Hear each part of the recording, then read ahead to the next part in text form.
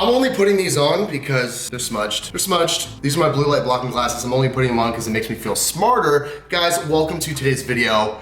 We're having a sit down talk video and we're talking about three, not four, not two, three pyramids that are totally gonna shift the way that you view training and nutrition and your journey to wellness and building the body of your dreams. How is that for a fucking sales pitch, right? We're gonna try to keep this one under like 7 minutes because I know I'm just gonna lose all your guys' attention.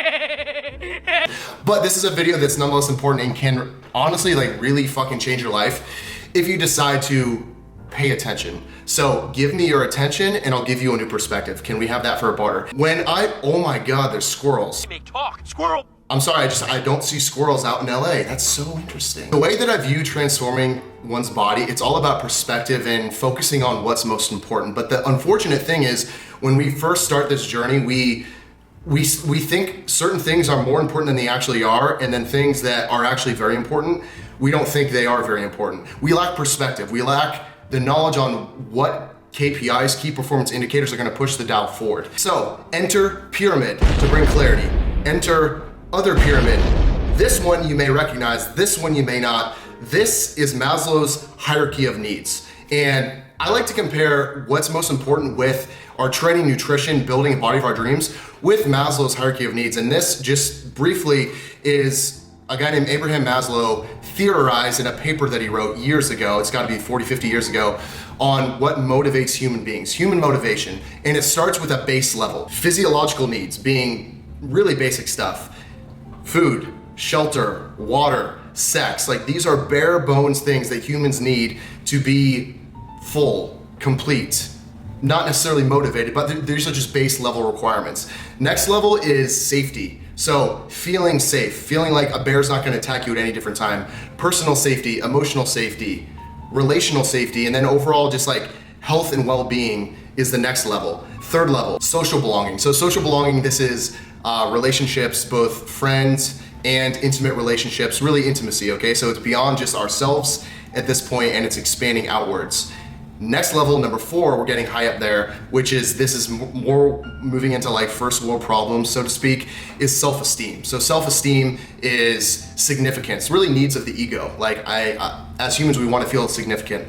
We want to be respected by others. We want to feel as though we make an impact. You know, these are important things. And then the top level of Maslow's hierarchy of needs is self-actualization. And there's an arguable 6th one, which is transcendence, which he came out with later. But self-actualization is essentially the fulfillment of one's potential. So this is the epitome of first world problems in the United States. Why so many people are depressed, I feel, is we have all the base levels, but when it comes to self-actualization, realizing our full potential, we feel like we're not there.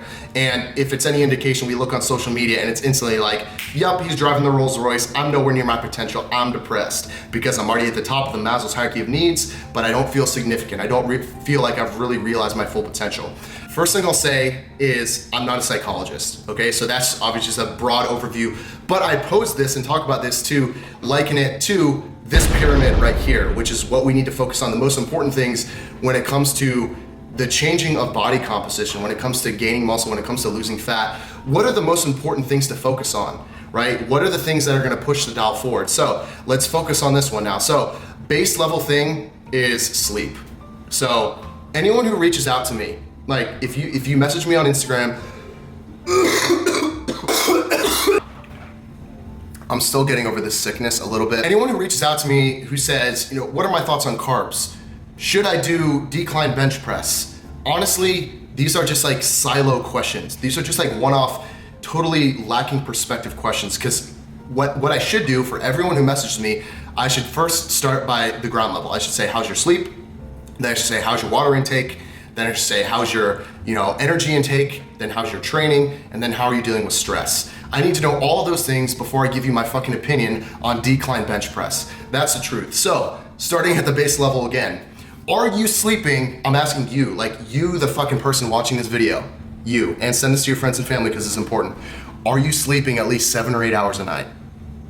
Because if you're not, you're leaving progress on the table. You're not recovering. Our body works in a circadian rhythm for a reason. You're not giving your body the chance to recover and reset after training. Hormonal balances reset. These are extremely important things, and these natural processes in our body can't happen when you're running on 4 or 5 hours of sleep. Personally, especially in the last week, especially because I'm in a deficit on a contest prep, I've been getting no shit, and because I've been sick, 9 to 10 hours a night consistently the last week. Amazing, right? But I feel so good. I feel on point with everything. And that's for a reason. I've had the days where I have 3, 4, 5 hours of sleep. But that's the first thing to focus on. Are you sleeping enough? The next thing is water intake. Our body is 70% water. When we get hungry, likely it's because we're dehydrated. When we're thirsty, we're already dehydrated. It's the most important thing we can do for just general health is hydrating ourselves. Yet the United States, and I'm sure the rest of the world, is just chronically dehydrated. We're not taking in enough. So my recommendation for my clients and my recommendation for you is take your body weight in pounds. I'm 200 pounds right now, 202 to be exact. Cut that in half. And then if you're active, which a lot of you watching this channel are active, add 10 to 15 to that. So that would be 115. That's how many ounces of water you should take in per day. Minimum.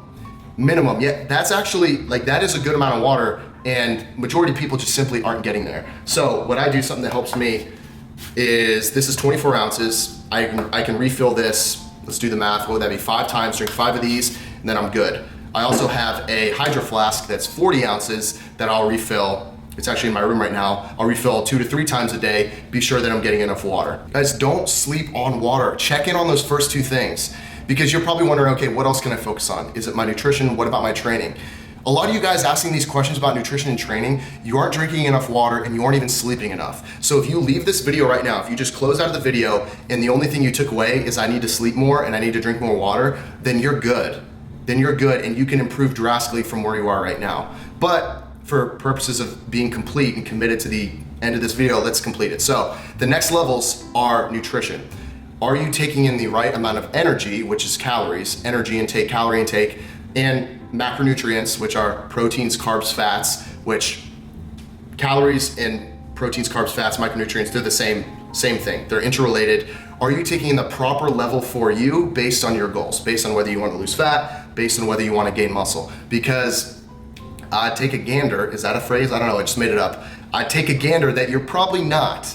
You're probably just eating healthy during the week and then just being a schmuck on the weekends like 99% of us. Are you doing that? You might be. Because I'll say right now, like, if your sleep's out of whack, your water's out of whack, your micronutrient and macronutrient intake is out of whack, I'll go as far as to say don't even bother training. Like, seriously, if you're not even focusing on these base level parameters, like, stop messaging me about decline bench press. And I to the guy who messaged me about that today, I'm not picking on you, but I just wanted to, like, go back to you and be like, hey, how much did you sleep last night, man? Because it's the important things, right? We think the things that aren't important are actually important. So next level is training. So you're dialed in on sleep, you're dialed in on water, you're dialed in on micronutrients, calories, you're taking it in, you're like, I'm A1, I'm on point. Okay, then how's your training? Are you training to get towards your goals, or are you kind of just showing up at the gym and looking at a machine and being like, that looks like a fun machine, that girl has a nice butt, I'm gonna do 10 sets of that and then leave? Because if you're that way, you're gonna leave progress on the table. Is there a strategic program based on progressive overload? Is there science, is there strategy and long-term thinking behind your training when you're showing up at the gym? Or are you kind of just, throwing shit at the wall and seeing what sticks?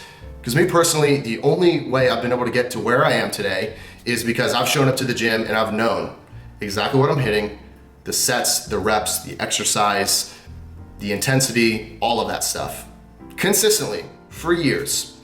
And only with that knowledge in that frame have I been able to get to where I am. There's never a time I show up at the gym and I'm like, I think it's gonna be chest day today. You wanna do chest? Yeah, let's do chest. Fuck no, that's a loser's mentality. Like, I show up at the gym, I know what I'm doing. A friend texts me and says, hey, you wanna train with each other? I'm like, yeah, I have legs tomorrow. Like, I know what I'm doing and I show up and strategically execute on that. The last level is stress reduction. So cortisol will prevent you from losing fat faster than any other hormone. So what can you do to reduce your stress? And this can be obviously a whole other video in and of itself, but all these other factors can help you reduce stress. When you sleep enough, when you drink enough water, when you're consistent with your nutrition and you feel good with the foods that you're putting in your body, you physically feel good, you're training, These things can actually go to reduce stress, but also, you know, with work, with your relationship, you know, what are things in your life, and I ask you to reflect on yourself, what is stressing you out right now? What specific thing that you need to address head on and stop avoiding that will de-stress you, right? Because we avoid a lot of things. We put things off, we procrastinate, and then that builds up, and then stress builds up. So that's my question to you. What are you doing to reduce your stress? Okay, so now that we've broken that down, I hope you guys can follow along. We're staying pretty simple here. I'm gonna break out that pyramid into another pyramid. And this is actually a pyramid that I show my clients in my nutrition guide I send to them when they sign on with me, is even more detailed into the nutrition side of things, because I'm a big proponent of proper nutrition. I think any online coach, any personal trainer for that matter, at least should be a big proponent of proper nutrition, because that's what's gonna push the dial forward for us. Right? You know, you can't outwork a bad diet is a quote that's very fucking cliche, but it kind of is true. You can't outwork a bad diet. You can't see your abs if you're just doing all these crunches at the gym, then going home and eating Twinkies. So what can we focus on more specifically on the nutrition front? Well, like I said, kind of alluded to with the last pyramid, is the base level. It's calorie intake, it's nutrition. Not nutrition, it's energy/calorie intake. Energy and calories, these are synonymous things. Are they in line with your goals? Are you trying to lose fat? Great. Well, is your energy intake having you eat at a caloric deficit? Oh, it's not? Okay, well, you're sabotaging yourself. Oh, you're looking to gain muscle? Okay, you need to be in a caloric surplus, an energy surplus. Are you eating more calories than your body needs to stay the same weight? Oh, you're not? Okay, you're sabotaging yourself. That's base level 1 with nutrition. And this is even before we talk about any type of food. So anyone who comments like, can I have an eggplant? I'm like, bruh, look at the base level. Are you focused on these calories first? That's number 1. Number 2 is macronutrients. So macronutrients are, again, like the stepchild, son, daughter, whatever relationship may be to calories: proteins, carbs, and fats. There's 4 calories in a gram of protein. There's 4 calories in a gram of carbohydrates, 9 calories in a gram of fat. Are you getting at least a gram per pound of body weight of protein per day? I'm 200 pounds, I get at least 200 grams of protein. If you're not, you're leaving progress on the table. Carbohydrates, this can vary per person, and it will vary drastically based on your goal. But for me, I take in about 1.5 grams of carbohydrates per pound of body weight I have. So I take in roughly 280 to 300 grams of carbs in a deficit. That's where I am right now. I'm actually a little bit below 280 right now, but you know, 1.5 your body weight in pounds if you're on a cut. And then if you're trying to maintain, it's usually 2 times your body weight. So for me, that would be about 400 grams of carbs per day. And if you're trying to gain and be in a surplus and gain muscle, I'd go 2.5 times your body weight or above. Again, these are general guidelines, okay? Very general, but they're just getting the wheels turning for you, because perhaps you're not even paying attention to this stuff. Next thing is fats.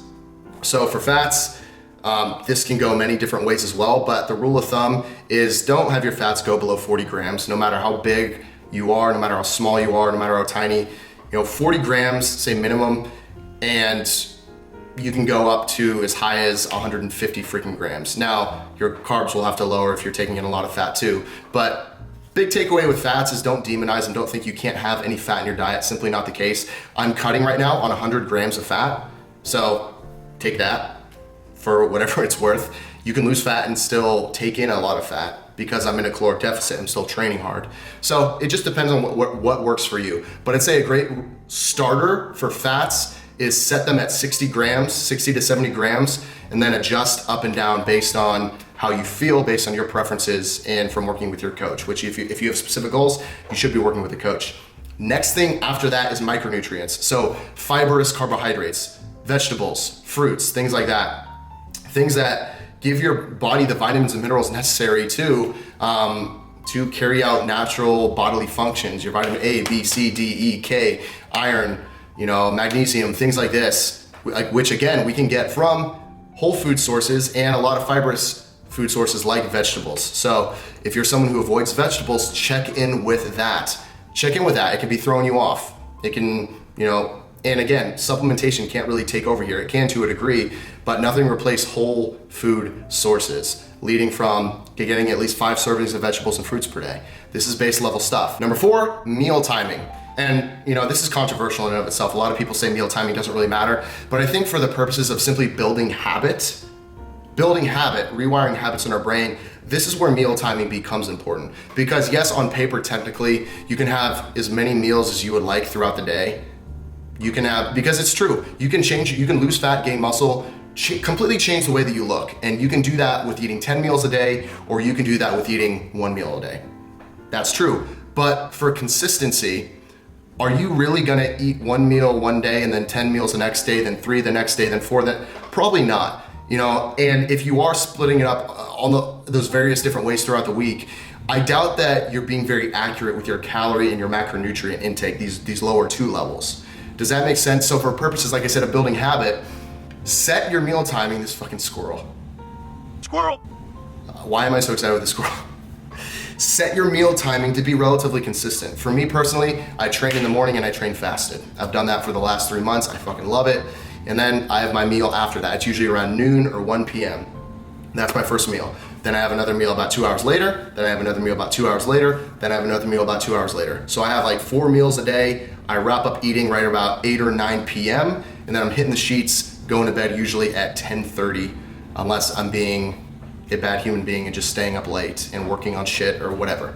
Okay, but that's really my feeding window, and it's not like I hold myself to that, like I must eat in this window, but it's naturally when I do like to eat. It's when my body demands fuel. It's what my body is used to because of habit, right? So whatever that may be for you, whatever times you can eat during the day that you can stay consistent with, set those as your times where you're gonna eat, and then nix the mindless eating, the random like snacks in the afternoon that are just because you're stressed and you're emotional eating, or the late at night stuff. That's not during the time that you eat. Like, you have your feeding windows, the times where you're consciously, strategically feeding yourself, and stick to that. And then the last thing, which is like, arguably I shouldn't even fucking put this in the video, so it's so like not relevant, but the fitness industry makes you think it is supplementation. So supplementation is something that I'm always asked about. It's like the first thing, like, what supplements do you take? Like, if I, God forbid, I post supplements on my IG story, like messages like, what is that? What is that? What is that you're taking? What is that? Like, and I understand because people want this like, oh, like that's what I take and then I get a result.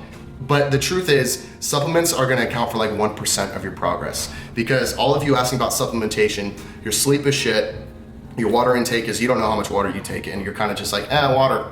And then macronutrients, micronutrient intake is shit, calorie intake. So I'm speaking on supplements, assuming you've optimized both of these pyramids. You've optimized both of these. Okay, supplementation.